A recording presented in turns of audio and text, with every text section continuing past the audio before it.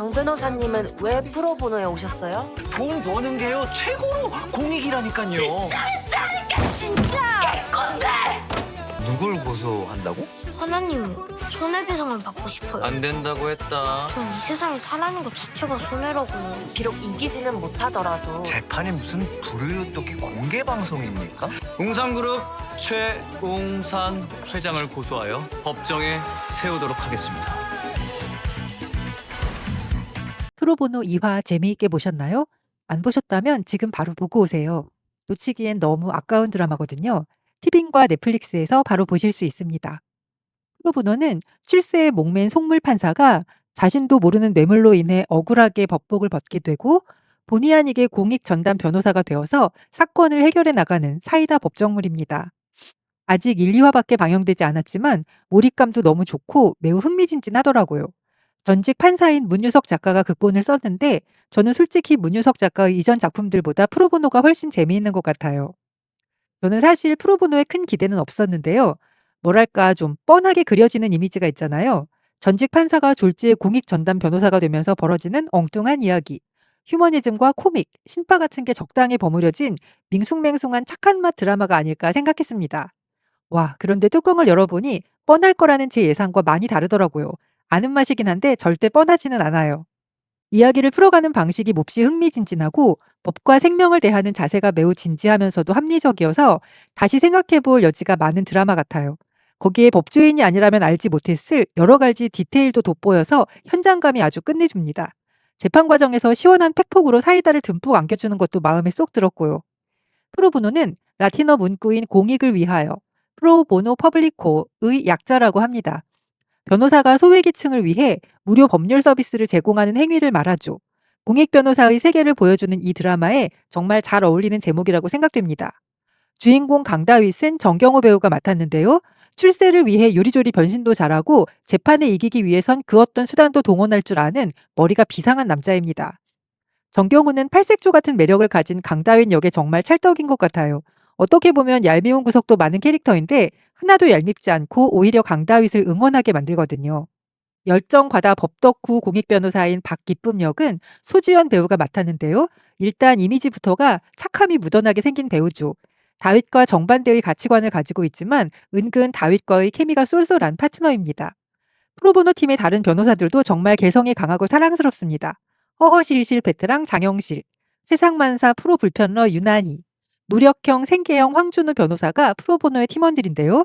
보다 보면 모두가 열정적이고 사랑스러워서 정말 우쭈쭈 해주고 싶어진답니다. 1, 2화의 줄거리를 잠깐 살펴보면요.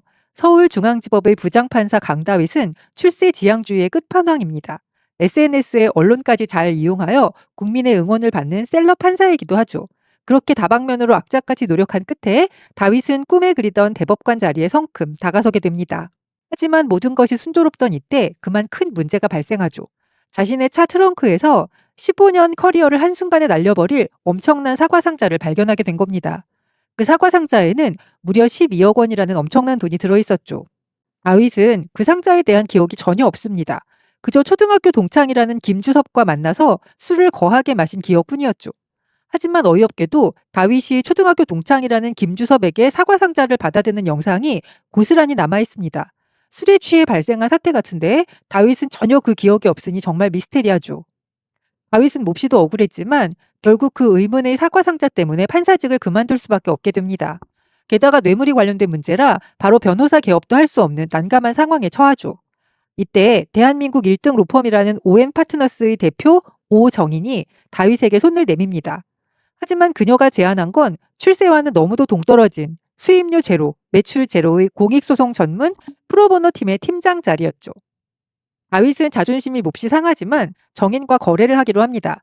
1년 안에 공익 변호의 승률을 현재 20%에서 70%로 높이면 변호사협회에서 추천하는 대법관 후보로 만들어달라는 것이었죠. 오엔 파트너스의 영향력이라면 충분히 해줄 수 있는 일이었습니다. 그렇게 협상해서 다윗이 맡게 된 첫 사건은 참으로 소소하게도 유기견 절도 사건입니다. 버려진 유기견을 데려와 1년 반 동안 애정으로 키웠는데 갑자기 주인이란 사람이 나타나 자신의 반려견을 도둑맞았다고 주장하죠. 게다가 반려견의 주인이라고 주장하는 여자는 막강한 권력을 가진 현직 국회의원의 딸이기도 합니다. 전직 대검 중수부 출신인 전관 변호사까지 대동하고 있죠.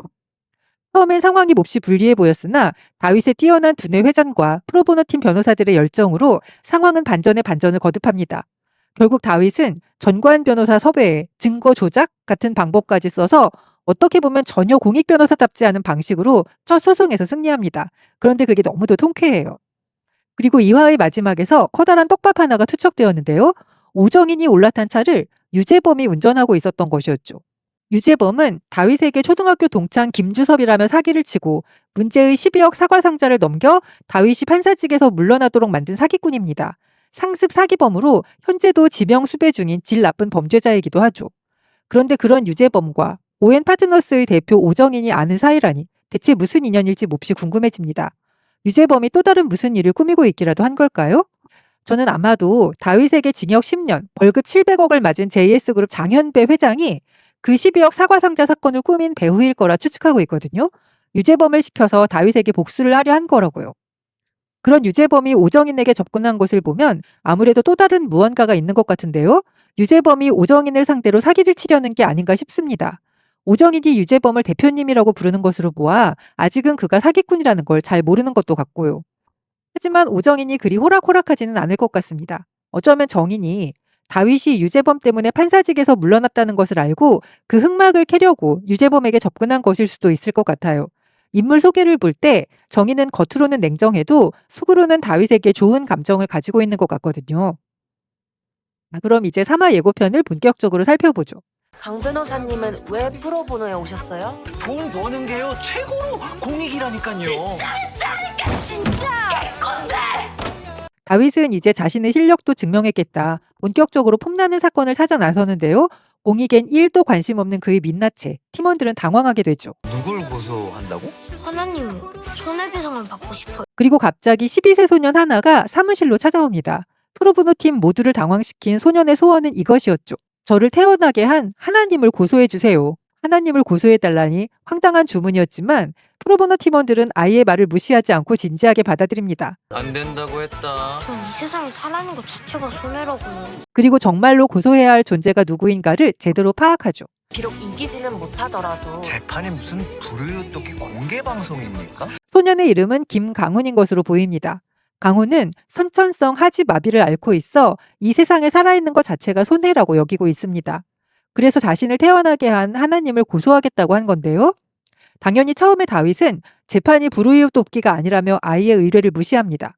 하지만 결국 다윗은 사건을 맡기로 결정하는데요. 피고가 하나님이면은 이 송달 주소를 어디로 보내야 될지도 잘 모르겠. 아이의 말처럼 하나님을 고소하는 것이 아니라 아이가 선천성 하지 마비를 갖고 태어나게 된 원인이 된 사람을 찾습니다. 바로 웅산그룹의 대표인 최웅산 회장을 고소하게 된 거죠. 예고편으로 짐작해 볼 때 강훈의 엄마는 가출 청소년 시절에 아이를 낳은 것 같습니다. 이름은 정소민이고 현재는 미혼모로 혼자서 강훈을 키우고 있고요. 그런데 예고편 중간에 논문 하나가 살짝 비치는데요. 선천성 하지 마비와 산모의 임신 중 건강 상태의 연관성에 대한 고찰. 이란 제목의 논문입니다. 도공농 101. 전 거기로 손해배상 소장 보낼 겁니다. 즉 강훈이 선천성 하지마비로 태어난 것은 엄마인 소민이 임신 중이었을 때 건강이 몹시 좋지 않았던 이유가 큰 것 같습니다. 그러니 엄마의 건강이 좋지 않게 만들었던 회사를 고소하는 것은 말이 되죠. 말도 안 되는 생각인지도 모르지만 이게 다 어떤 의도가 있는 거라면 가출 청소년이겠죠. 정소민 씨 같은. 박기쁨 변호사는 바로 그 원인이 된 웅산복지재단에 손해배상 청구를 하기에 이릅니다. 웅산그룹 최웅산 회장을 고소하여 법정에 세우도록 하겠습니다. 그리고 프로보노 팀은 웅산그룹 최웅산 회장을 고소하는 듯합니다. 1, 2화를 너무도 재미있게 봐서 3화의 내용 또한 몹시 궁금한데요. 아는 맛이긴 하지만 절대 뻔하지 않은 법정물, 치열한 두뇌 싸움이 이루어지는 디테일한 법정물을 찾으신다면 프로보노를 추천하고 싶습니다. 전혀 공익 변호사 같지 않은 방법으로 승소를 하는 다윗과 진심 어린 열정 그 자체인 프로보노 팀의 케미도 보는 재미가 쏠쏠하고요. 흑막에 대한 궁금증도 한몫을 합니다. 프로보노는 매주 토 일요일 9시 10분에 TVN에서 방송됩니다. 티빙과 넷플릭스에서도 보실 수 있어요. 이상 오래도록 간직하고픈 영화와 드라마를 소개하는 파란무비였습니다. 도움이 되셨다면 구독과 좋아요 부탁드려요.